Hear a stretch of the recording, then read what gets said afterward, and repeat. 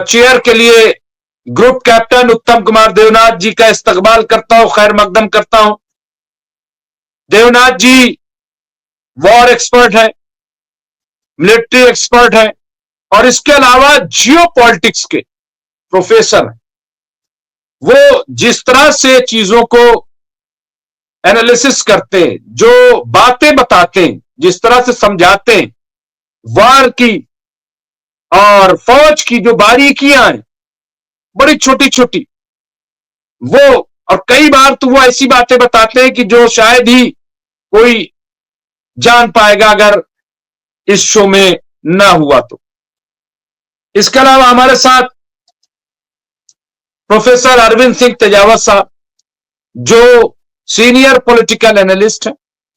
इसके अलावा जियो पॉलिटिक्स में बेहतरीन तजर्बा, और जब हम जियो पॉलिटिक्स बात करते हैं तो सिर्फ जियो पॉलिटिक्स नहीं, बल्कि अगर हम और आगे जाए, इंटरनेशनल जो पॉलिटिक्स है, हम जब रूस और यूक्रेन की बात करते हैं या जो अमेरिका की पॉलिटिक्स है इंटरनेशनली, उस पर चीन का क्या मसला, इन तमाम चीजों पर प्रोफेसर तेजावत बड़ी गहरी नजर रखते हैं और बड़ी संजीदा गुफ्तगू। बहुत जल्द हमारे साथ फजील साहब भी जुड़ेंगे, मैं उन्हें स्क्रीन पर लेकर के आऊंगा। मैं गुफ्तगू का आगाज करता हूं और सबसे पहले मैं चाहूंगा कैप्टन साहब से कि वो हमें अपडेट करा दें। और कैप्टन साहब, बिल्कुल आज 11:30 बजे वहां पे जो टाइमिंग है उसी पे मैं आज खत्म कर दूंगा, सिर्फ 1 घंटा आज पहले ही से जो है मुतनब्बे कर दूंगा, ताकि हम लोग बहे न रहो में बातचीत में। जी कैप्टन साहब। Doctor Rizvi, thank you. सबसे पहले तो मैं दर्शकों को बता दूं कि मैं फौज में एनडीए के मातहत ज्वाइन किया, national defence academy Khadakwasla Poona. तो राष्ट्रीय रक्षा अकादमी में हम सबको ग्रेजुएशन की डिग्री मिलती है। हम सब जेएनयू के ग्रेजुएट्स हैं। आज की सबसे बड़ी खबर 2 हैं। एक तो है कि हमास राजी हो गया है 34 बंधकों को छोड़ने के लिए, तो मेरे ख्याल से ये एक बहुत बड़ी शुरुआत होगी। इजराइल को इसमें कुछ दिक्कतें हैं, लेकिन कल परसों तक ये दिक्कतें ओवरकम हो जाएंगी। और दूसरी सबसे बड़ी बात है कि सीरिया में जो अलग अलग गुट हैं, जिनको कि एसटीएस ने इनवाइट किया था कि वो आकर दमिश्क में सेंट्रल गवर्नमेंट को ज्वाइन करें, मिनिस्ट्री ऑफ डिफेंस के हिस्से बने, उसमें अभी भी काफी दिक्कतें आ रही हैं। पूर्वी सीरिया की तरफ, उत्तर सीरिया की तरफ कुछ ऐसे कुर्दिस्तान लड़ाके ग्रुप हैं जो कि फिलहाल एसटीएस के कंट्रोल में नहीं आना चाहते। इनमें तुर्की के विरोधी कुछ ग्रुप भी हैं, पीकेके है, एसडीएफ है, आईपीजी है, वाईकेजे है। तो ये सब ग्रुप जो हैं, ये अभी तक दमिश्क के नीचे नहीं आना चाहते। वो लड़ झगड़ कर अपना एक अलग कुर्दिस्तान बनाना चाहते हैं। वो चाहते हैं कि सीरिया का एक छोटा सा हिस्सा, तुर्की का एक छोटा सा हिस्सा, इराक का एक हिस्सा, ईरान का भी एक हिस्सा, ये सब मिलाकर वो एक कुर्दिस्तान बनाए। तो इसलिए आज तुर्की ने अपनी एयरफोर्स और लॉन्ग रेंज आर्टिलरी को एक्टिवेट कर दिया और उन्होंने खूब ही भारी बमबारी की है पीकेके के पोजीशन पर, एसडीएफ के पोजीशन पर और वाईपीजी के पोजीशन पर। यह दिखाता है कि तुर्की किसी भी कीमत पर ऐसे लड़ाके ग्रुप्स को, चाहे वो बशर अल असद के खिलाफ थे, लेकिन अब अगर वो तुर्की का एक हिस्सा तोड़कर कुर्दिस्तान बनाने की सोच रहे हैं, तो तुर्की उनको बख्शने के मूड में नहीं है। उन पर यूएस एयरफोर्स या तुर्की की एयरफोर्स हमला करेगी, ताकि या तो वो खत्म हो जाए, मिट जाए, भाग जाए, इधर उधर तितर बितर हो जाए, या दमिश्क में जाकर सरकार ज्वाइन कर ले। जी डॉक्टर रिजवी। बिल्कुल, लेकिन इसके साथ साथ कैप्टन साहब, जो प्रोटेस्ट चल रहे हैं इजराइल को लेकर के, चाहे वो आप देखिए मिस्र में हो या जॉर्डन में हो या तुर्की में प्रोटेस्ट हो रहे हैं अभी भी, और उसी प्रोटेस्ट के पेश नजर बार बार अर्दगान ये कह रहे हैं कि हम भाई इजराइल के खिलाफ है। अब तो उनको ये और मौका मिल गया है कि साहब हम तो ये लड़ रहे हैं, देखिए यहाँ पे ये है एक बहाना। लेकिन क्या लग रहा है कि महज बयानबाजी से बात बन जाएगी? कैसे आप देखते हैं कैप्टन साहब, आप इस चीज को कैसे देखते हैं, ये जो नई डेवलपमेंट है?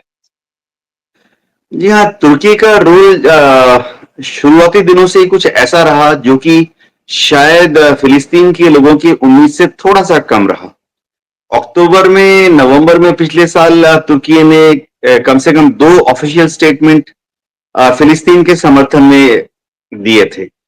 और ये स्टेटमेंट में उन्होंने कुछ हद तक, पूरी तरह से तो नहीं, लेकिन कुछ हद तक हमास के सपोर्ट में भी बात कही थी। उसके बाद इस साल अप्रैल की बात है कि जब तुर्की ने कुछ ट्रेड रेस्ट्रिक्शन लगाए थे इजराइल के ऊपर, लेकिन जुलाई में ऐसी खबरें आई कि वो ट्रेड रेस्ट्रिक्शन तुर्की ने जो लगाए थे इजराइल के ऊपर, वो कोई खास कामयाब नहीं हुए। फिलिस्तीन के लोग, हमास के जो लोग हैं, उनकी ये उम्मीद थी कि शायद तुर्की इससे एक कदम आगे बढ़कर उनको सपोर्ट देगा, फाइनेंशियल सपोर्ट देगा, जो कि हुआ नहीं।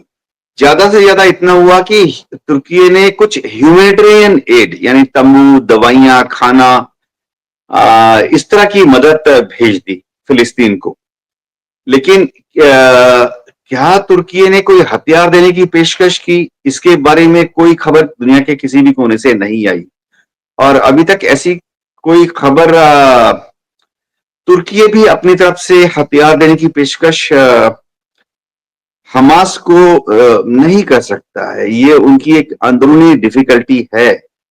अंदरूनी डिफिकल्टी, जाहिर बात है, नेटो का मेंबर है। अगर अमेरिका को या यूरोपियन कंट्रीज को थोड़ा सा भी आइडिया हुआ कि तुर्की ने एक गुलेल भी दे दी है हमास को, तो जाहिर बात है कि इसके बाद तुर्की को वो नेटो से बाहर कर देंगे, जो कि तुर्की अफोर्ड नहीं कर सकता।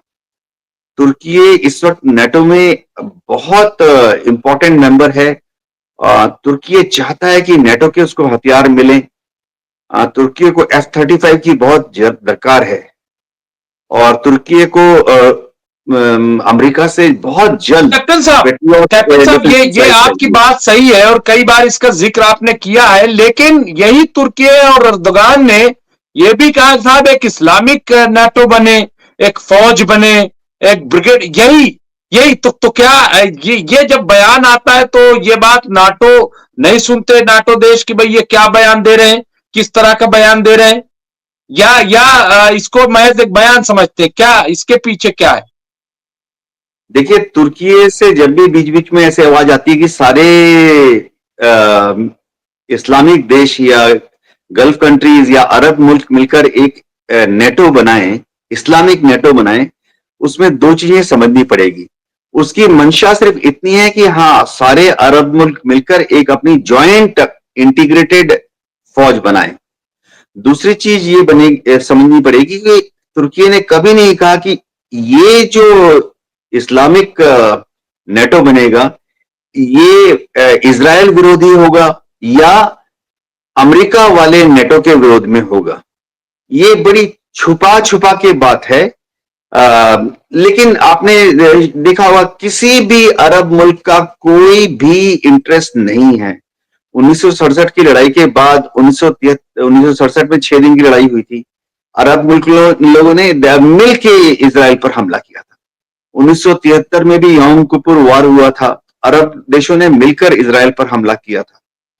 लेकिन उसके बाद से जितनी भी लड़ाई हुई है, किसी भी अरब मुल्क ने आकर इजराइल के ऊपर एक पत्थर भी नहीं फेंका। 1982 में बड़ी युद्ध हुई, बेका वैली की युद्ध हुई। अभी भी हालिया जितनी बड़ी बड़ी लड़ाई हुई, किसी भी अरब देश ने, मैं नाम ले लेता हूं, जो इजराइल के खिलाफ भी कभी कभार बयान दे देते हैं, किसी ने भी इजराइल के खिलाफ एक पत्थर भी नहीं फेंका। नेटो, एक इस्लामिक नेटो बनाने वाली बात तो थोड़ी दूर की कौड़ी है। जी डॉक्टर रिजवी।